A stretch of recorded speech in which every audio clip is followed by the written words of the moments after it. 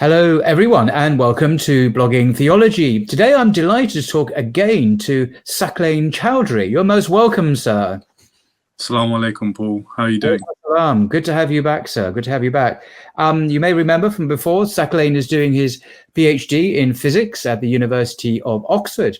3 months ago on Blogging Theology, he appeared in a video entitled God and Physics, talking with a Muslim physicist at Oxford University, which to date has been watched by over 60,000 viewers, which is great. Today, Saqlain has kindly come on to discuss some of the challenges facing Muslim youth living in the West. So, Saqlain, as you talk to Muslim youth at your university and elsewhere, what are some of the principal challenges they face? Well, firstly, Paul, Bismillahir Rahmanir Rahim. Thank you for having me on again. Last time was a great experience. It felt like a conversation more than an interview, which was amazing. And many people actually reached out to me afterwards. And I did my best to reach out to them, and if I didn't do that adequately, I apologize if these people are watching now. But I actually made some wonderful contacts and a few friends through this platform, so I owe a lot to you, Paul. Thank you very much. That's really great. That's really great to hear that the impact of the video extended beyond the actual recording itself into further discussions with people. That's really great. Thanks for doing that as well, Saqlain. No, alhamdulillah. So you asked a question about and always I speak from a personal point of view rather than a point of view where I would say I have knowledge or great knowledge about these things. These are personal anecdotes and experiences and some of my own thinking. But if there's any shortcomings in that, I hope people don't think it reflects on our religion as a whole. But to begin, I'd probably say, broadly speaking, I've found people who struggle with the idea of God or Islam in general, and if we're talking about the Muslim youth, broadly fall into two categories. One who have philosophical, metaphysical issues, and the second category are those who have moral issues, I would say. So there are a group of people, and I would say they're in the majority in my experience, who, like many of us, are susceptible to the desires that we have in life to do things that Allah has prohibited for us in the conceptualization of our religion in Islam. And so in youth, it can often seem like we have all these prohibitions and rules, and why should we obey them when it's so much more fun? To use an analogy, everyone kind of knows that a donut tastes really, really good, but to go up in the morning after Fajr and go for a run or something, we know is quite painful. Yet all the studies and anyone who does either of those on a regular basis can tell you that one is very clearly better for us than the other, but the other is far more appealing. So that's a basic thing that applies to all human beings. There are things we want to do and things we should do. And in the modern world, we are far more encouraged to do those things and indulge in those things that we want to do. And our desires have become ever more present in our day-to-day activities. And so young people are particularly susceptible to that because youth has a certain folly to it, doesn't it? We think we're immortal and we don't contemplate death and such, or most of us don't contemplate such grave things until usually much later, and usually far too late, some would say, until the consequences have appeared right before us. And so that's one category of Muslim youth that I meet, and like I said, the majority. And then the other side of it, which is the side that I previously belonged to, if you'd like to use that kind of group, though it's not a hard group, but just it was probably those people who more inclined to asking difficult questions about the religion when doubts appear to them, because they're inclined to academic or logical thinking. And these are some of the people I encounter in Oxford, although you'd be surprised, the majority, I would say, are still on the kind of moral side of things rather than the philosophical side of things. And they just have issues with the idea of faith, belief in the unseen. Again, growing up in the West, where we have a lot of kind of post-Enlightenment thinking and postmodern thinking, they've subconsciously absorbed all of these things as just a given. It's just this is the truth, or ironically in postmodernism, the lack of truth. Yes. And this is the way you should think. And then they apply that without questioning it, perhaps deeply enough, to something like Islam, to religion, and the whole thing starts to unravel in their minds. And then at the same time, if you're from a particular kind of background, which a lot of Muslim youth are, which is probably second or third generation immigrant backgrounds, your parents and those people around you, I've mentioned this before, perhaps aren't best equipped to answer such challenging questions. You have to go elsewhere. And the human ego, once it latches onto an idea, starts to attach itself to the idea. So once you start to say you don't believe in God, or you're not a Muslim, or these things start to become part of your personality, then we are indeed, there's always confirmation bias. So we look for people who confirm our ideas by and large, rather than those who challenge us. And we can kind of become self-fulfilling in the way we read and think, and who we read and think. So broadly, I would say those are the two categories I see. That's very, very helpful, actually. Thank you for that. But one thing that surprises me you didn't say, which is the usual problem that's wheeled out to criticize any theistic religion, and that is the problem of suffering. It's a big issue, certainly intellectually and in many people's minds. But you're focusing more on the moral struggles and kind of materialist framework that affects us all living in the West like this. But is the problem of suffering as an intellectual or a moral problem for many people? Yeah, so I can answer that question in two ways: from a personal point of view, and perhaps from an extrapolation to the more broad ideas that you might see in society. I think the problem of evil traditionally is a more Christian problem than it is a Muslim problem. The Islamic conception of God is more all-encompassing than the Christian conception of God in many of the basic creeds. And typically speaking, Islam has answered the question of suffering, actually right from the get-go. It's mentioned in the Quran many times. Life is a test, a trial.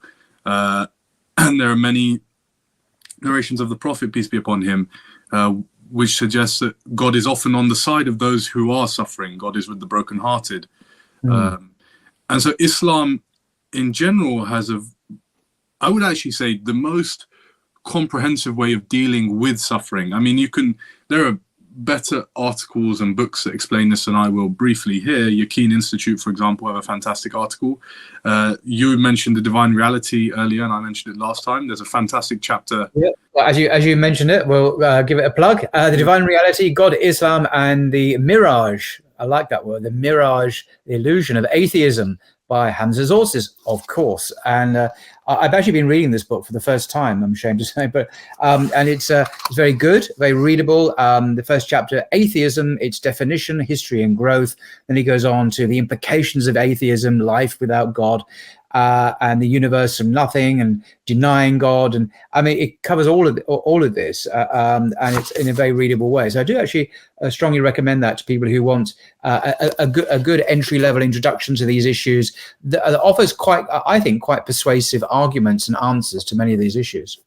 Yeah, and I believe Hamza Zorsis is doing a revised edition soon, so look out for that as well. But he has a fantastic chapter on he calls it, I think, the theodicy, the problem of evil, in there. And Islam has a very rigorous answer for this, and it is that people are trialed in different ways in life. Some by extreme wealth, that in and of itself is a trial. Being in positions of power and responsibility aren't something, they're actually things that you're held accountable for. And again, how you deal with your suffering is also something. All things that we encounter in life are avenues through which we can gain proximity to Allah. I think that's a basic idea that permeates Islamic thought. And so when you are suffering, well, who can you turn to, and who can you supplicate to, and who can you ask? You can ask God. And often suffering, I mean, there are many different reasons people suffer. Like I said, broadly, it can be to get rid of one's sins, for example. God uses it as a method to remove one's sins. But it's also, it's a reminder, because humans, I've experienced myself, we can become very forgetful very quickly. We're far more likely to pray when we need something than when we're doing very well. And so life's ups and downs, the necessary peaks and troughs, are built into the human condition to make sure that we return to God in some way, is broadly how I would say you can categorize suffering. But you're absolutely right. There are a group of people, particularly now, often people who aren't themselves suffering. It seems to be... I like that. Yeah. The people who are doing really well in life, or approximately well, in developed countries, and, not the ones who necessarily pray to God, but the ones who observe calamities and atrocities elsewhere, do have a very emotional rejection of the idea of God based upon the fact that there is evil in the world. And this is a kind of mental block that people struggle to get past. But again, I emphasize, it's not the people who are suffering, it's those who are actually reasonably comfortable and observe suffering. And a lot of, some suffering exists, in my opinion, for example, so that we can aid those people who are suffering. It's a personal means for us to get closer to God, to help the people who are suffering, and also the people who are suffering to turn to God themselves. So it's a multifaceted issue, and I think people simplify it far too much. And I think there's a wonderful phrase that Hamza uses in the book, which is humans have a pixel and God has the entire picture. Yes. And when we have this kind of egocentric lens of the world, we ask these questions like, why me? Why is this happening? Etc. Etc. But often, I'm not sure if it's Descartes who said it, but he said, life only makes sense looking backwards, but you can only do it going forwards. I think something like that. And something along those lines can be applied to certain types of suffering. Again, there are answers for natural disasters, etc., that scholars far more adequately than me could phrase. But you're right, it is an issue. It's an issue I encountered, but I encountered it in a slightly different way. But we can touch upon that later if you want. Yeah, I'm often struck by the Islamic perspective, which is actually shared by traditional Christians, less so in the churches today, however, for some reason. It is very much centered around God's perspective and the eschaton, the end times, death, resurrection, heaven and hell, and the justice that comes on the day of judgment, where wrongs will be righted and justice will be seen to be done very publicly. So great evil that happens in this life, thinking of like certain events during the Second World War, for example, don't go unpunished. They're not lost to justice. And that's quite. We have confidence in God that not one iota, not one atom of evil or good will be overlooked, and things will be all right in the end. But because we don't have a lively sense of the afterlife anymore in the West, we've kind of lost that dimension, which is really central, I think, to getting a really proper perspective on everything. If we're just focusing on the dunya all the time, we're not going to see the bigger picture, which is much more significant, I think. Definitely. Okay, well, moving on from suffering, I mentioned this to you before. I was speaking to a medical doctor recently, a friend of mine, and he told me of the central guiding principle of medical ethics. So this doctor friend is a director of is involved in sexual health, treating people who are sick, and he said the central principle is moral autonomy. This is the official medical ethics. The idea that it's my body, my choice, that no one can tell me what to do with my life. And this is so particularly in the area of sexual health and ethics. And, obviously lots and lots of problems with this. If I'm a married man and I fall around and then I inadvertently infect my wife who's not falling around, there are innocent victims of my egregious behavior. So there's not much autonomy there. We're connected to our family, our relatives, and so on. But how big an issue is that, particularly because Islam, the very meaning of the word Islam is submission to our Creator. So there is a fundamental clash, is there not, between these two worldviews? Obviously, we inhabit one as a society, but we are called to another very different way of life. Yeah, absolutely. And it kind of comes back to the point we made right at the beginning, the clash within the human being between what we should do and what we would like to do. And moral autonomy, perhaps, is what we would like to do. And where does that really come from in the modern world? It's, well, feelings. What do we feel like doing? And desires are a big part of that. And it seems to me that, I suppose, a lot of existentialist thought, for example, was the kind of ad hoc justification of one's desires through philosophical argumentation. It's a really rigorous way of demonstrating that I would like to do this and I should be able to do this. And this is the best thing that's for me. But I don't think that third statement necessarily follows.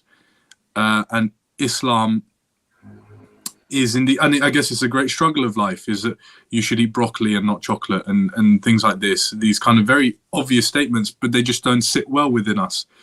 And this is really the battle between the lower self and the kind of the soul, or the higher self. We have these kind of animal desires, but we also have this ability to transcend those and go through them. Not all desires are bad, and adequately satisfying them in the way that God has taught us to is also a means to gain proximity to Allah. But indulging in them left, right, and center, and justifying it to ourselves, really only makes us, in a way, a slave to our desires, if that makes sense. I suppose servanthood is an unavoidable fact of life. There are certain things that you will submit to, numerous as they are in the world now. They could be wealth, they could be one's appetites for certain things, vanity, etc. And I think, I've taken this from Hamza, who has taken this from Allama Iqbal, the great poet of the East. He said this one kind of submission or bowing that you do to your Lord prevents you from 1,000 other bowings and submissions. So this singular submission to Allah and his commands actually frees you from the million other things you could be doing, which are bad for you. And I always like to say, Paul, we can always debate about what the best thing to do is. You could bring me some evidence to say donuts are actually good for you, and I could say, on the other hand, Paul, that running 5K a day is good for you. But until one tries these things, or is in the presence of people who have embodied these ways of thinking and ways of being, particularly, because, again, knowledge is one thing, abstract knowledge, but incorporating that into your daily practice is true kind of knowledge, and wisdom comes about by observing and being in the company of these people. That's how you can very clearly start to see what the most appropriate way to live life is. I'm not a pragmatist in any way, and I don't think that truth is simply the best thing for one, but I think the human being responds very viscerally and in a very, to use the word fitra, in a very primordial way to certain states of being, and those are embodied by the people who, in my opinion, have really encapsulated the essence of Islam within themselves. And that means that they do not have moral autonomy in the sense that they derive their morality from themselves. They take it from Allah and they submit to Allah, and there's a serenity and a bliss that He imparts upon them that you can't get from endeavors in the material world.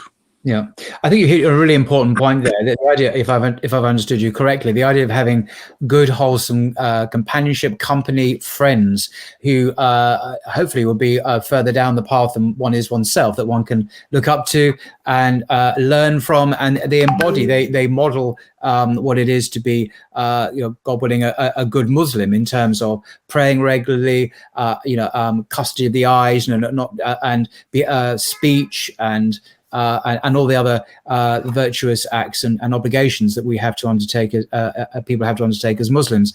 And I think that's really, really important, because then you're part of a company of people. You're doing it as a social group, and that's a much more human experience than solitarily going through life, which can be really challenging. Most definitely. Most definitely. Okay, well, the other elephant in the room, which we must briefly touch on, I guess, is the problem that many people have with science. So without perhaps going into all of the issues, because that's you discussed many of these before in your previous discussion on blogging theology. Thank you for that. But are there one or two issues in your experience that young Muslims particularly have with the huge field that is science? Are there one or two particular issues that keep on coming up and troubling people, do you think? Yeah, there are a few. I think actually the biology tends to be the field that gets the most kind of sticky when it comes to religious thinking, because it has been the endeavor of scientists, the majority of scientists in the post-Enlightenment West, where Christianity has gone out of favor and the idea of God has gone out of favor, to promote paradigms which could exist without the necessary being of a creator.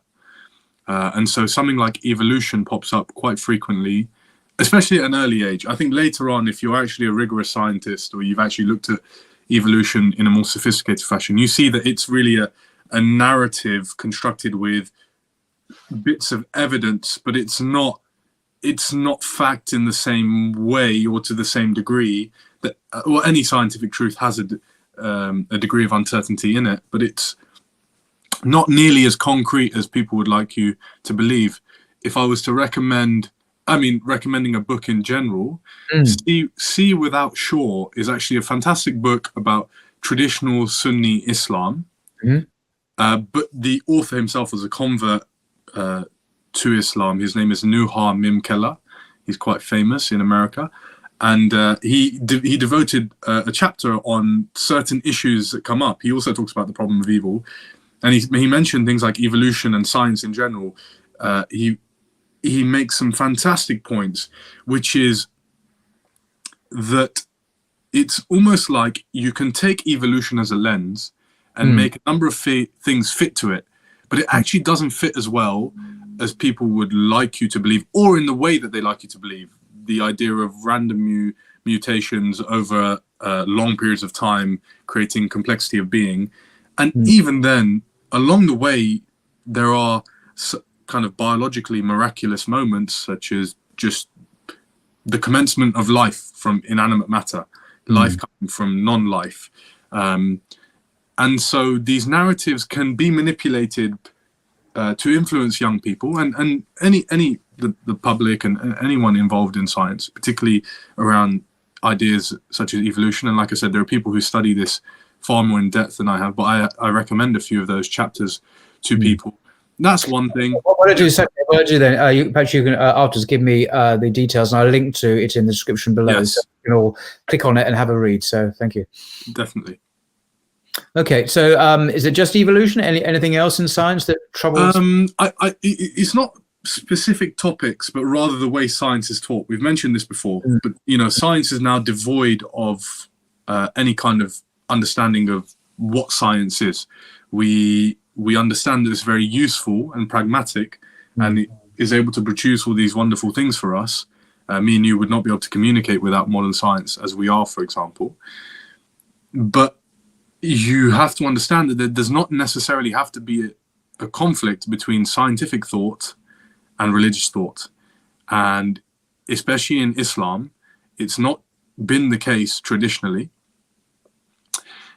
Science is like anything, it's a tool, and it can be used in the manner to which those people wielding it wish to. You can make science look the way you would like it to look, depending on what your worldview is, and you can make actually science a lot more beautiful, and it is very beautiful. In fact, you almost have to make it devoid of beauty to make it devoid of God. When you look at the fine-tuning of the universe, when you simply observe something like the Northern Lights, or like your kind of #no design post, Paul, it takes an incredible kind of counterintuitiveness and not an intellectual counterintuitiveness, but a kind of primordial appreciation of beauty, counterintuitiveness, to go, no, actually, this does not have any purpose. This is not made with any purpose. It seems to be, we draw the line specifically at that point where the notion of God could come in because we want to, and almost counterintuitively, rather than just, taking our intuition all the way. But this is, again, the outcome of, like you've mentioned a few times, Immanuel Kant in particular, and his critique of pure reason, and, his really, a really interesting figure in general, but reading about his thinking and denouncing kind of logic as being able to confirm the existence of God anyway. This is the kind of the mess, if you'd like to call it that we've encountered in the thinking since. But like I like to say, it's this kind of treating science as absolute and everything else as wishy-washy, whereas really, if you scrutinized something like hadith or Quranic kind of recitation, or the principles of Sharia, or even Kalam, with the same scrutiny that you do with science, you could actually, I believe, achieve a high degree of certainty of faith in these things than you do in science. But we just don't like to do that, because it then means perhaps believing in God and doing what God says, and it's a bit hard. Yeah. I mean, there are some famous philosophers and others in America, leading public intellectuals, who made it publicly clear that they don't want God to exist. Yeah. I mean, it's not that they've looked at the evidence and weighed it up. They are personally hostile to the notion of God existing, and that accounts for their atheism. And that I think, from the perspective of the Quran, would be a kufr. You're covering over the truth quite deliberately. It's not like you don't know it; you just don't want it to be there. So that's quite disturbing that people say that.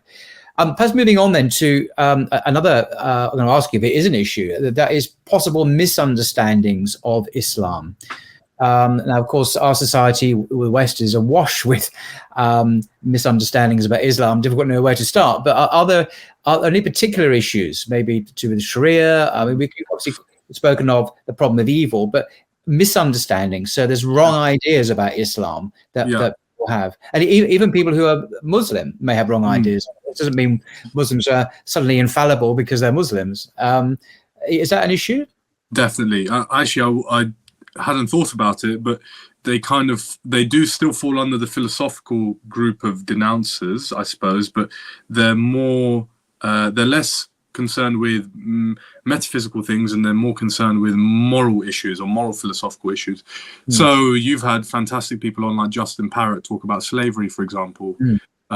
Slavery comes up, particularly certain types of slavery involving women's and concubines, for example.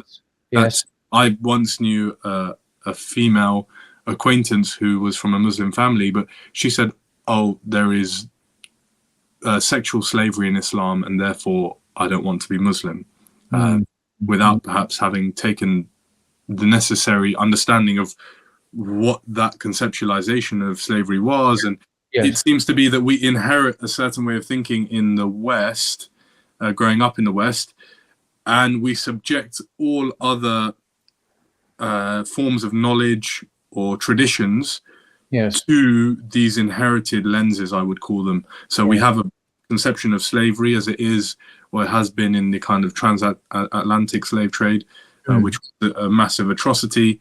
And we still see the ramifications of that today. And then we project it. Exactly. I'm holding it up, of course, because that's one of my favorite books, Slavery and Islam, by Professor Jonathan Brown, who's a professor in the States himself as a Muslim. But this is an outstanding work of scholarship. It covers everything. You mentioned concubines and alleged sexual slavery and what is slavery, and looking at other religions as well. It looks at Judaism and Christianity. And that this was a real feast, reading this, absolute eye-opener. Completely revolutionized my understanding of the whole subject. So if you want a really meaty explanation of the facts, the historical facts from a top scholar, but also you mentioned Justin Parrott's discussion on blogging theology of the same subject, and that is a great sort of YouTube version a more concise version of the same issues. And both of these guys, of course, are converts to Islam themselves. Yes, and I mean, firstly, most of my favorite scholars are converts because they've done a lot of the unthinking necessary to do for someone growing up in the West. I call it unthinking or unlearning your inherited thinking. Yeah. Another book that I came across. I call it deprogramming. That's my favorite. Okay, that's good. I said becoming a Muslim is like deprogramming yourself from all the crap that's been thrown at you, and you start believing in some solid truths. But that's my. Sorry, you were saying about. No, that's fine. Another book, I suppose, which actually led me away from Islam. I read it when I was 16, and looking back, it was quite damaging to my understanding of religion in general. Was *Sapiens* by Noah Harari, Yuval Noah Harari, I believe his name is. Yeah. And in that book, that's it. Because so I suddenly clicked which book you're referring to. Someone actually recommended, a Muslim recommended I read that because it's like, Barack Obama recommended it. It was like, a top book. I never got around to reading it, and then I read a kind of review of it, and I thought, no, I'm not going to read this book. It's just it's a very clear perspective which I've come across a million times before. Really beneficial. Exactly. And so the modern way of viewing, I guess you have things like critical theory, etc., and the modern way of viewing society as a clash between certain groups and etc., and the manipulation of those in power over those who aren't in power, which is a narrative that you can project onto history. But if you project it onto religion, for example, then this is what Harari did in his book. Then you start to suppose, and this is what I did, that religion was a very sophisticated invention to manipulate and control the masses in order, not necessarily in a malicious way, but in a way such that people could live harmoniously with common moral prerogatives. And I inherited this idea at 16 when I wasn't quite equipped to see the fallacies in his narrative. Because he had a very materialist, and he is an atheist, a kind of worldview, and he wanted people to absorb that. So he constructed this narrative to basically say that religion is merely an extension of the human's ability to abstract, and using abstractions and beliefs in kind of extra mental things like limited liability companies, and then basically said religion is like this just to control people, and made this massive leap without explaining much of his thinking. That's a very old trope, and hardly original to him. I've come across that. No. I mean, I know it's a bit of a side point. Maybe it's my hobby horse, but I'm actually fascinated by things like near-death experiences and out-of-body experiences at that time. And I was just reading. I came across a professor at University of California who was speaking about this. But a paper was published on the American Medical Library website. This is the United States official government website for the Medical Library of America, a peer-reviewed academic article, and I read the abstract. It was due to near-death experiences written by a couple of academics, saying that there was now evidence, this is their term, that a number of near-death experiences are true, that in a particular sense, that is now a commonplace, has been observed and reported numerous times, that many people report when say they've had a heart attack and that their heart's no longer functioning and their brain has stopped functioning and so on, but they're ultimately revived somehow because of medical science. But they report leaving the body, their spirit, their soul, their nafs, whatever you want to call it, and from a certain point in the room above their body, they're able to observe what's going on, observe in incredible detail. In fact, their awareness is super acute. They're super aware, and so they're revived ultimately, obviously, and they mention these details, what they've seen and heard, which is impossible, by the way. It's impossible for them to have seen and heard this, and it's now being corroborated. There's so much of this gone on. This is now being established as actually happened because there's no other way to explain it. Particularly when you get people who are born blind, whose only experience of this is during death, put it that way, who then accurately report afterwards that they saw the surgeon do this, and they had this conversation, and then the surgeon did this. Oh, that was an unusual thing. I didn't expect them to do that. Well, and this all happened. It's real, and yet their eyes are tapered. There's no pulse. There's nothing. And so this has now gone mainstream, where the US government's now publishing this research. They're not fanfaring it. It's just, hey, it happened. It's been researched. Yes, it's real. It's been verified. It happens. But the consequences of this for our materialist worldview, and this is my real interest, is that we have to move beyond materialism, it seems now, into kind of post-materialist paradigm, which can take on board these extraordinary aspects of what it is to be human, that the mind is not just a product of the brain, that somehow is not identical and separatable at some points in our lives. And I just throw that in as you get these curious, what I call signals of transcendence that kind of peep through the holes of our materialist civilization, and kind of, oh, that shouldn't be happening. If materialism is true, that can't have happened, but it did happen. So maybe we are ripe, longer ripe for a change in our zeitgeist. But that's just my humble opinion, but I don't want to. But that's my contribution to that. I just want to say, people want to look at this much further in a more theoretical way, in terms of living as a Muslim in the West. The Quran and the Secular Mind, a philosophy of Islam, will give you lots of intellectual insights and perspectives rooted in the Quran, how it sees secularism, and the secular mind, and how the Quran answers this at a philosophical, intellectual level. For me, that's one of the best books I've ever read, and I keep on plugging it, but I'm going to carry on plugging it. Sorry. Yeah, no. Some really, I like segues, because it means I can remain invested in the conversation, because I only know a little about a few things. So when you mention those things, and I can say something. You're so modest, sir. You're so modest.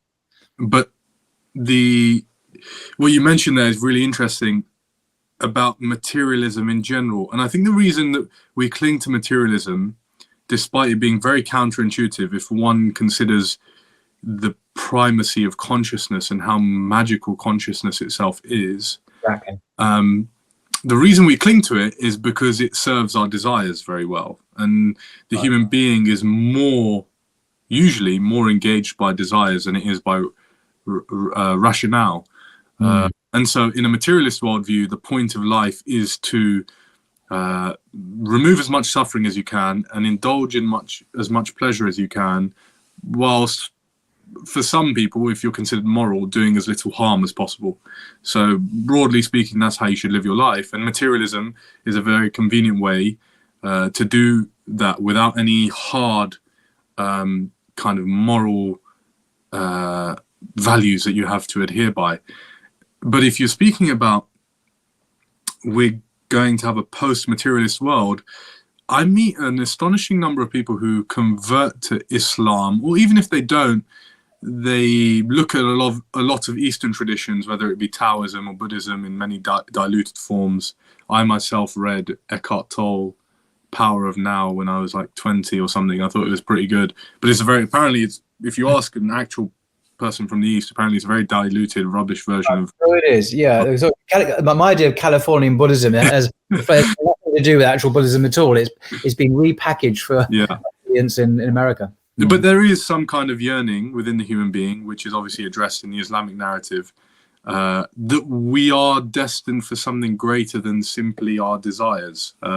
We have this capacity to transcend life's difficulties and pleasures, and find some kind of serenity that Allah bestows upon us, not by ourselves, but by the grace of God. And you say a post-materialist world, I think it'll be a kind of revival. It'll be a kind of reversion rather than something new. They say the same 35 questions have been asked by human beings since human beings have been around. And I have not found to this day a more comprehensive answer for those questions than the Islamic tradition in its entirety. I think the word there is comprehensive. It is. There are certainly really good answers in Christianity and Judaism and other religions. They have facets of the truth, clearly. But Islam, for sheer comprehensiveness, I mean, at every level, it is, I think, unique in today's world anyway. But part of its appeal that it offers a convincing way of life that leads to human flourishing and success in this life, and inshallah in the life to come, in a way that's just, and the technology, if you like, that Islam possesses, the ethics, the commands, the advice in the Quran and the Sunnah, is quite extraordinary, actually, and it's really underappreciated, obviously, in the West. Goes without saying. Even by us, we've lost touch with our tradition. In the world, in a world in the West where tradition is sneered at and mocked at, it's something to be deconstructed as quickly as possible, and something that shackles you. Actually, people have lost the value of what tradition has to offer. And I, being an adherent to the Sunni tradition, have found it to be immense. I mean, infinitely deep, as Allah is infinitely vast. The blessings that can be bestowed upon you once you try and do something on the path. This is a really good point, because I mean, maybe it was just me, but when I was a Christian, when I say I was a Christian, I mean I was a real Christian, a practicing, believing Christian, not just a cultural one. When I first encountered Islam, one of the things that genuinely surprised me was precisely what you've just said. I was aware in the Christian tradition of the mystics like Eckhart and others, the depths and the riches of Christian spirituality. But boy, there's not, it's there in Islam at least as great in certain mystical Sufi dimensions or whatever. But their richness, profundity is there. So I felt not only did Islam offer some convincing, compelling truths about the nature of God, he's a Tawheed rather than Trinity, shall we say, but it also offered this spiritual depth, which I really didn't expect to see in Islam. And that's one of the great secrets that's unknown in the West. Not a secret, it's one of the things that's not appreciated in the West. And maybe even some Muslims don't appreciate it, as you say. Well, I think actually in the last couple of 100 years, we've attacked our own tradition ourselves, perhaps, and the West as well. And even you mentioning a term like Sufi, Paul, you're probably going to get a bunch of nasty comments, maybe, or maybe even lose some listeners. But if people understand the richness of the tradition and where it comes from, and that it's firmly rooted in our tradition based on the Quran and the Sunnah, it's really actually, I think, the highest degree of certainty you can have. And this is what the mystics used to say, that there's a dhawqi, kind of a taste of certainty. I'm actually reading a paper by Hassan Spiker, who you had on. Oh gosh, wow. Yes. Which is very difficult to read, but fantastic if you give it the time. He's talking about the nafs al-amr, or the reality of things in and of themselves. And Ibn Arabi said that the mind is only capable, I believe it's Ibn Arabi, correct me if I'm wrong, but the mind's only capable of kind of doing logic with that which it has sensed, either extramentally or through the senses. And the greatest philosophy one can do is when you have this kind of, I don't want to use enlightenment because that's kind of a butchered Buddhist kind of term, but this experience one has, direct gnosis, you could say. Gnosis is a better term.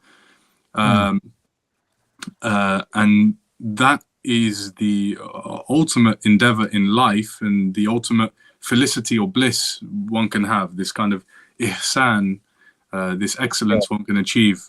And actually, sorry, Paul, I know you're going to say something, but I've been reading... I'm going to say something, don't worry, carry on. I've been reading this collection of books. Oh, Exemplars of Our Time, It's published by Michael Sugich, or produced by Michael Sugich and Peter Sanders, who are two, one's a writer and one's a photographer, both became Muslim, I think about 50 years ago now, contemporaries of people like Hamza Yusuf, for example. And it was written for the sole purpose of showing that the saints still exist within Islam. And the book I mentioned before, which we'll link, Sea Without Shore, is actually a path, it's about the Shadili path, which is one of the main tariqas of Sufism, main paths of Sufism. This is extraordinary. It's a short collection of books on 8 saints, written by people who knew them personally. Wow. I was reading one recently now about Sufi Abdullah Khan, who was a prominent saint he came from Pakistan, but he came to Birmingham in the 50s. And the Gumkul Sharif Mosque in Birmingham is the mosque that he founded. But if you read the stories of these people, honestly, I can't see how you wouldn't be moved. I was brought to tears just reading. It's only about a 20-page, 30-page booklet, but you read about the lives of these people, and you know, that kind of English phrase, the proof's in the pudding. You are moved. You are moved by their humility and their ability to serve human beings, and their love, their affection for their creator, and this kind of. It seems like, to me at least, especially when I read about the Prophet, peace be upon him, that human beings themselves are incapable, fundamentally incapable of this level of greatness if Allah does not bless them and give them openings. It's not possible for one to be selfless to this extent, the loss of ego these people have. And I know that in other traditions, this is mentioned in Sea Without Shore, that in other traditions, you know, you mentioned Meister Eckhart, and people like Thomas Aquinas and Mother Teresa, for example, saints of their traditions. But the number and the continuation of sainthood in Islam, for me, is one of the great proofs of it. A kind of a human proof, a direct proof. If anyone picks this, it won't go amiss. Like, if you pick this up and just read about these people, another recommendation is Heart's Turn by Michael Sugich. It's a collection of short stories about people who are really far away from Islam and how Allah subhanahu wa ta'ala kind of brought them back. Oh, that sounds interesting. Yeah, I'd like to, maybe you can send me the link to that. And I will do. And these books, really, these show you the strength of tradition, because, again, our modern sentimentalities hate hierarchy, hate adherence, hate actually submitting to someone. Not in a total sense, only to Allah, of course, but learning from someone with greater knowledge than you and being in their company. And this idea that the individual is primary is not something in our tradition. And there the conflict arises between the tradition and the modern conceptions of certain Islamic thought. But this collection of books, sorry, I'm rambled, but I'm really passionate about it. I really enjoy each one I read. And Sufi Abdullah Khan, if you want to look him up, he's someone in Britain, for the British listeners. And all of these people actually passed away recently because they did not want the fame. This is how remarkable they are. They didn't want the fame that came with being written about or pictures being taken of them. So only posthumously would they have allowed people to write about their lives in such a way, because they only believed in doing things for the sake of Allah, not for fame or worldly gain or such things. So yes, sorry, No, that's just one. Thank you very much for those recommendations. I think you mentioned at one point the controversial nature of me mentioning the word Sufism, and I think I want to clarify what I mean by that. For me, the term is just a word, and there is a spectrum, quite a broad spectrum of beliefs and practices and spiritualities that go under this umbrella term.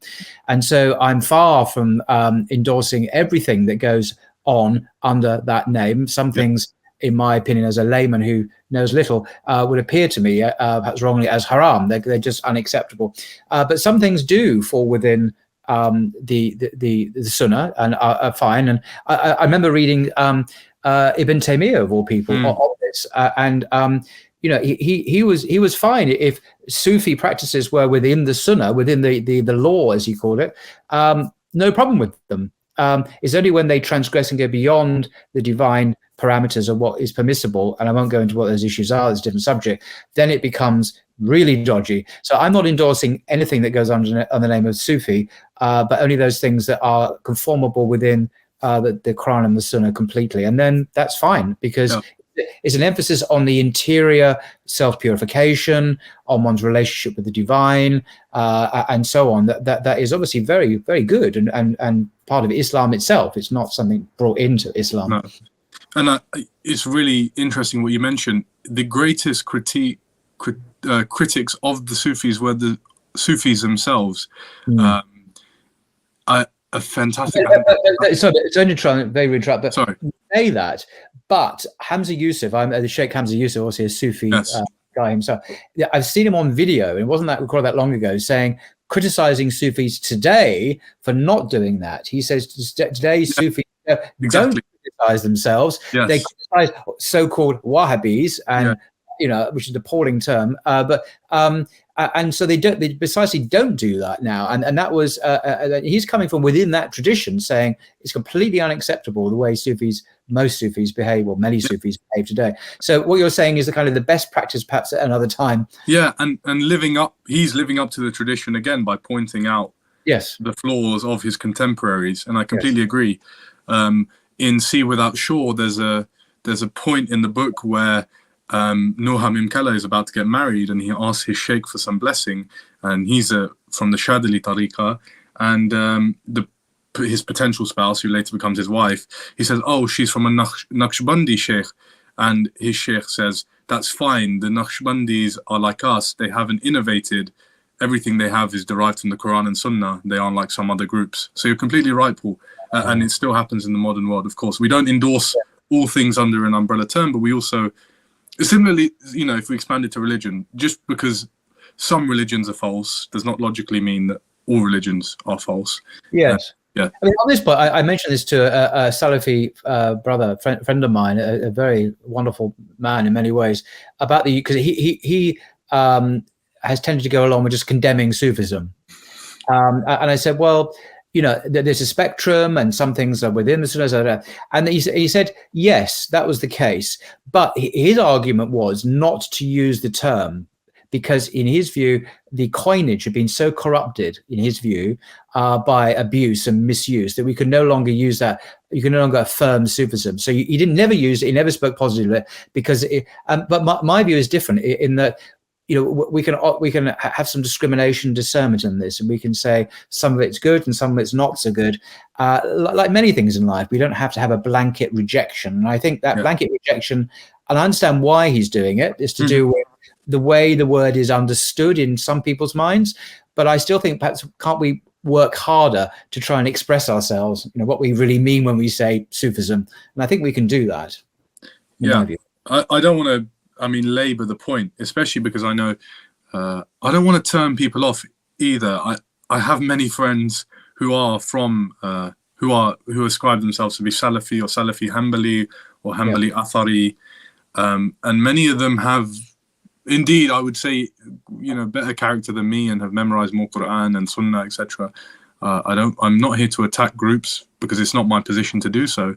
It was simply to say that I have personally been moved by the stories of these pious predecessors, you could say, to coin that term. And I think Islam is something that affects the heart as well as, even more than affecting the intellect. One can appreciate the Kalam cosmological argument, but it won't make you want to be Muslim necessarily. But if you read about these sages and saints, it can affect your heart, and the heart is, I believe, where the openings come from, and when one can start to turn back towards Allah. So that was all I was saying, was that we shouldn't simply disregard people because of a label that they have inherited, perhaps from Orientalists or kind of parts of the world, other thinkers and such. Just read about their lives, see what they were able to do, and see how, what amazed me was, like you mentioned, Paul, some people have a perception that if someone has been labeled a Sufi, that they're somehow a bit, fragrant and flagrant with the Sharia. They don't really, they might do a bit of this and a bit of that. But when I read Sea Without Shore and I read about these people's lives, they adhere to the Sharia more strictly than anyone else. In fact, they are harsher on themselves by definition than they are on any of their followers. And for them to err is not even to do something that God is displeased by, but simply to forget about him for a moment. And so this level of kind of practice that they have of the Sharia, I just wanted to point out that, it's not, that narrative isn't necessarily true.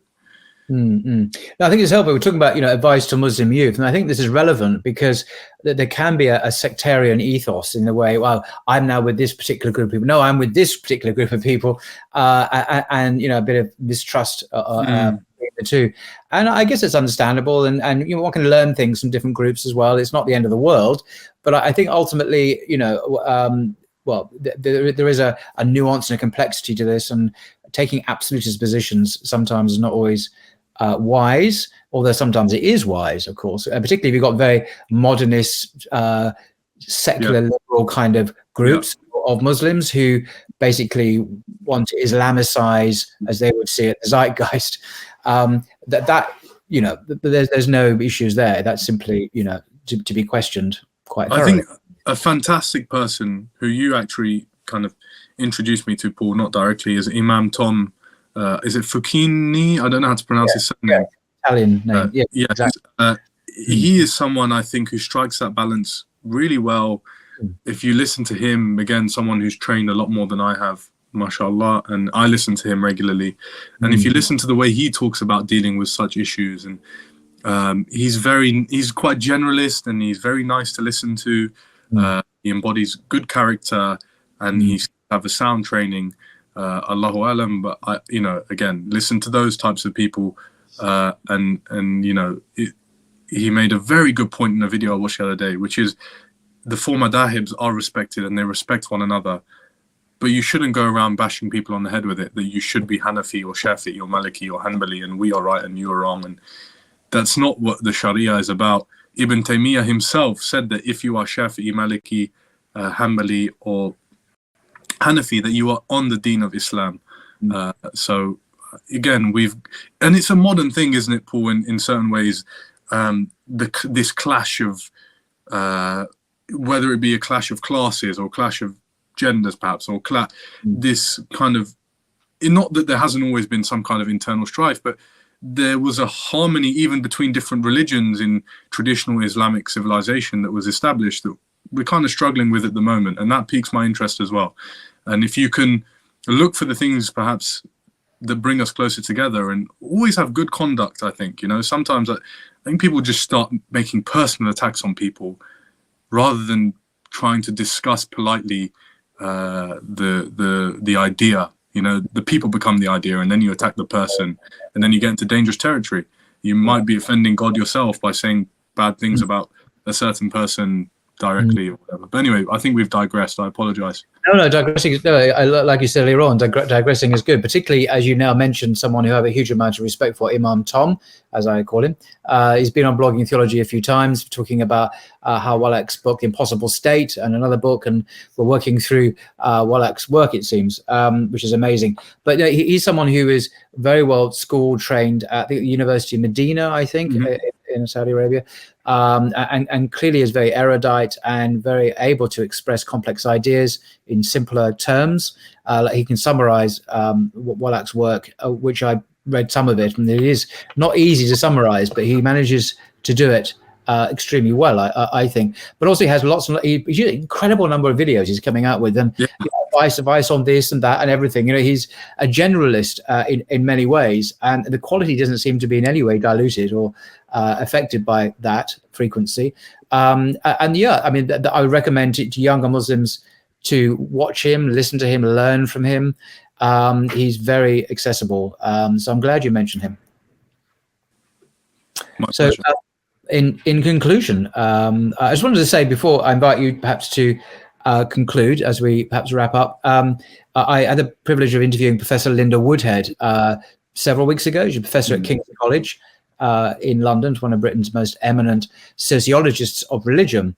And she was discussing the decline, the seemingly inexorable decline of the Christian faith in this country, in the UK, and religion in general, with the exception of two things. One is Islam, which is not declining at all, on the contrary. And one of the things she said about its appeal, particularly to Muslim youth, and she said this, not me, it's her word. She said, Islam is cool. She said, I love it when these senior academics use this street language. Islam is cool. You know, it's cool because of its fashion, its clothing. It's, you know, it's not establishment like the Church of England. You know, it's slightly risque, perhaps, in some people's eyes, but you know, it's enjoying a huge amount of popularity, particularly British Muslims globally. They're you know, whether it be their food or their clothes or their music, nasheeds, whatever.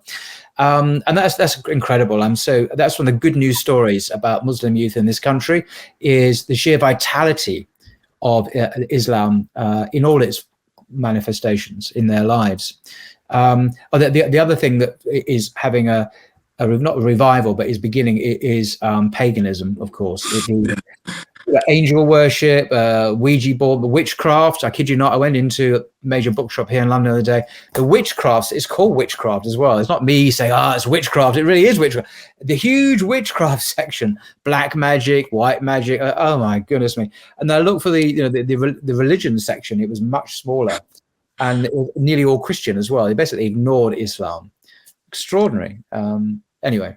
Yeah, no, if you don't mind, Paul, I know you like to keep your videos concise, which is good, but I'll perhaps share some reflections on what you just... I like well, one of my videos is 4 hours long. Over 150,000 views, so I'm cool with long videos. Please. Two things. On anecdotally, a former acquaintance of mine from school told me at a 5-year school reunion that they had decided to become a druid, and I was fascinated to learn about what Druidism is, and it's kind of this ancient Celtic thing. But it seems, like you were saying, a post-materialist world, there's a yearning for something greater. And that is, in fact, at Oxford here, alhamdulillah, we've had so many converts. A funny story, the first day I went to the Muslim prayer room, I myself perhaps returning to the religion after a long time, I walked into the wudu area, and I see who is now one of my best friends. He won't mind if I name him, Charlie, and Charlie's kind of English, Spanish descent, but British, white. And I walked in and I saw him, and I was a bit taken aback for a second, because I was like, what's this guy doing here? This white man doing it. Yeah, exactly. But then he explained, not even explained, I watched him do wudu and he did it better than me. So I was like, okay, I can learn something from him perhaps. And then the following year, Charlie had left because he graduated. And I walk in for my first prayer of the year in the Muslim prayer room. And this time there's 4 seats, and 3 of them are taken up by converts to Islam. Wow. And we've had many this year. So I've seen the effect. There's a pause what you just said there, as if it's just a throwaway comment. We've had many this year. Yeah. As if it was just, really? Alhamdulillah. Yeah, alhamdulillah. In a place like Oxford, which is very secular and very kind of far removed from such things, where you can almost be mocked at, kind of not openly, but people look at you a bit funny if you say you believe in God in certain spaces. And to see the number of people who have come to Islam from really astonishing backgrounds is remarkable. And the breadth of people, brothers, sisters alike, it's very encouraging. It gives one hope. Hearing about their stories revitalizes your own deen in many ways, and you make great friendships. And for those people who do consider Islam, I think the most powerful thing in all the stories, the common thread tends to be either people were looking for some kind of real truth in life, or they just had excellent Muslim friends. And those two things were compelling enough for them to look at the faith with sincerity, again, deprogram, unlearn some of the false truths they've inherited. And alhamdulillah, when you go to the deen with sincerity, Allah doesn't leave you without an opening or an inclination towards it. And these people took that and they've taken it very far. And with regards to Islam being cool and things like that. Yeah, I'm not saying cool, by the way. I'm just quoting. No, you're quoting, yes, of course. It's not a Muslim. But you do see that. The number of young boys you'll see at Jummah on Friday is astonishing. Like, they fill it up. I'm sure they do all sorts of other things that young boys do during the week, but they make sure their Friday prayer is solidified. They go in congregation, they make sure no matter what else is going on in life, this is something we establish and we maintain. And Islam has this idea of returning to the faith, even if you're not quite at your best. We have Ramadan once a year as a spiritual cleanser of sorts. We have all these practices, and we should never despair from the mercy of our Lord. And know that it's not how your life begins but how it ends that really counts. I like that. That is not how your life begins; it's how it ends that counts. That's a great saying. And we should always pray for a good end from Allah Subhanahu wa Taala as well, because many people on the path have gone away, but Alhamdulillah, more come onto the path, and are revived. And the revitalization, astonishingly, has come from a place like Britain, which is a very secular place right now.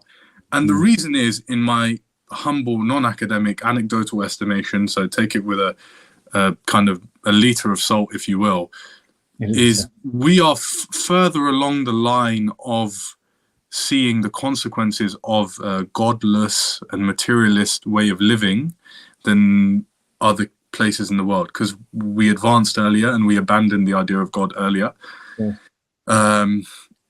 And as a reaction, the Muslims who have grown up here are aware of these shortcomings and aware of the things that come before you. And so many of them actually, alhamdulillah, become even more religious than their parents were and their grandparents were. Exactly. That's what I heard. Yeah. They're not, some still are, don't get me wrong, in any group, this is a generalization, but there are those who I have seen are not enamored by the kind of things that materialism has to offer them so much. They're more invested in the spiritual, in learning Quran, in reciting beautiful Quran and prayers in congregation. You'd be surprised, Paul, but at Oxford here in the prayer room, how often people would just in the prayer room chat say Maghrib Jamaat 4:30, 15 brothers will be like, see you there, alhamdulillah. Someone recites Quran and people come. They'll cycle. We do Fajr together for those brothers who are able to make it. And it's really beautiful. It's really beautiful to see the flourishing of the deen. And it's almost like this environment, this very secular environment, has allowed people to consolidate their deen in what way is available to them. It's so clear, isn't it? It's not like this murky, it is so clear. This secularism, materialism, devoid of any real lasting values and all that, and the alternative, the richness of Islam, the darkness makes the light even clearer when the light is there, rather than kind of murky grey where you can't work out what's going on. So I think that, ironically, unintentionally, I'm sure, secularism has provided a boost to Islam in that sense. To people coming to the faith, I mean. Definitely. And these kind of, like we mentioned before, these peaks and troughs don't even, the human existence is kind of like one of those, what are they called? Fractals. If you zoom out, it replicates itself. The peaks and troughs that one experiences in our own life in terms of perhaps spiritual feeling or suffering or whatever, human civilizations and human history also has these peaks and troughs. And I don't think we should ever despair that we're too far gone. I think Abdul Hakim Murad is someone, Dr. Tim Winter at Cambridge, you should listen to if you're ever feeling like England or Britain or where you're living is not a fruitful place for Islam. He's very adamant that Islam is British, has been British, and can perhaps incorporate even more of Britain, obviously within the bounds. Very good at talking like that. Yeah. Yes. Almost unique, actually. Okay, well, let's draw it to a close. Saqlain, thank you so much for your time, your insights, and your expertise. And I don't like to be called that, but you do have very robust insights into what's going on. And I'm glad you've ended on a positive, upbeat note, which is not at all artificial. This is not like, this is real. This is what you said. I've heard this before from many other places in London about Muslim youth and so on. You go to the mosques here, they're packed and they're very youthful, and the dedication amongst young people very often is extraordinary and is so opposite of what you go to churches, for example. Bless them, full of old ladies. Nothing wrong with old ladies. They're very good people. But that's kind of it, with this very top-heavy ecclesiastical structure on top. Islam is not like that. It's much more egalitarian. As you say, welcomes people in who are bruised by life. And there's a way to restore and purify and bring wholeness and life back to people. So it's all good. So anyway, thank you very much, Saqlain, again for your time. Really appreciate it. And inshallah, I will see you in Oxford towards the end of the month. Inshallah, Paul. And I'd just like to, caveat by saying this is our second discussion, and I mentioned it to you before, but they always say writing your second book or second album is much harder than the first. Yes. Forgive me if there were any shortcomings in my explanation or anything that I said. And for those people in the comments, please try and focus on the positives of what I said, and perhaps, again, forgive me for my shortcomings. And it's always a pleasure, Paul. I doubt I have much more to add now. This was perhaps even a stretch, but thank you so much. Oh, that was, you're most welcome. All right, we'll leave it there until next time. Thank you.